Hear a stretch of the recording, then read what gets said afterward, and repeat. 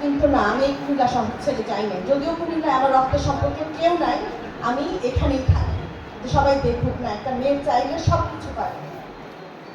ইনশাআল্লাহ আমি পারবো। আমার জন্য শুধু দোয়া করবেন, আর কিচ্ছু আমার দরকার নাই।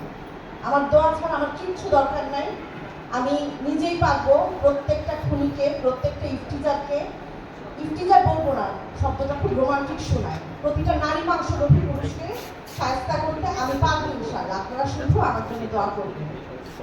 অনেকে বলে যে তুমি পারো নাই তোমার স্বামীকে বাধা দিতে। না, আমি কেন বাধা দিব? একজন স্ত্রীকে এভাবে গালিগালাজ করার পরে কোনো স্বামী যদি প্রতিবাদ না করে, ওই স্বামী নিয়ে আমি সংসার করার মতো নেই।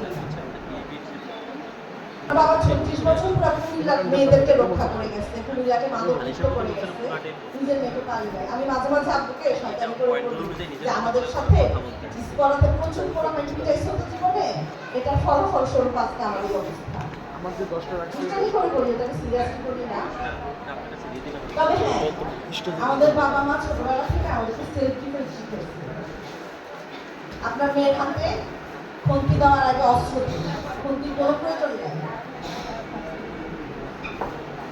আপনাদের প্রতিটা মেয়ে সন্তানকে শিখাবেন যে কোনো পুরুষ তোমার আপন বাবা আর আপন ভাই ছাড়া কেউ না। নিজেকে রক্ষা করে চলুন, মেয়েদেরকে রক্ষা করে চলতে শিখান।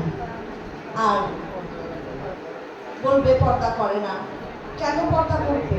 পর্দা করা দরকার নিজের সেফটির জন্য, নিজের ইমানের জন্য, স্বাধীনতা দরকার। কিন্তু তার চেয়েও বেশি দরকার আমাদের ধর্মে আছে যে দুনিয়ার প্রতিটা মেয়ে যদি উলঙ্গ হয় তারপরেও পুরুষের চোখের হেফাজত করতে হবে।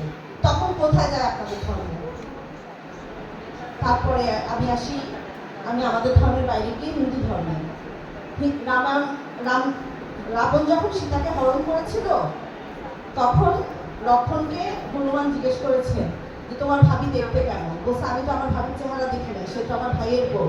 তো পর্দা কিন্তু হিন্দু ধর্মেও আছে, সব ধর্মেই পর্দা আছে। আমরা নিজেরা ধর্মটাকে বিকৃত করছি। সুতরাং নিজের সেফটির জন্য আমরা অন্তত বজায় রাখি, নিজেকে প্রদর্শন না করে নিজেকে সম্মানের জিনিসে পরিণত করি। অর্ধেক অপরাধ তখনই কমে যাবে। দোষ যেমন পুরুষের আছে, দোষ আমাদেরও আছে। আমি এতটুকু বলেই আমার বক্তব্য শেষ করতেছি। ধন্যবাদ।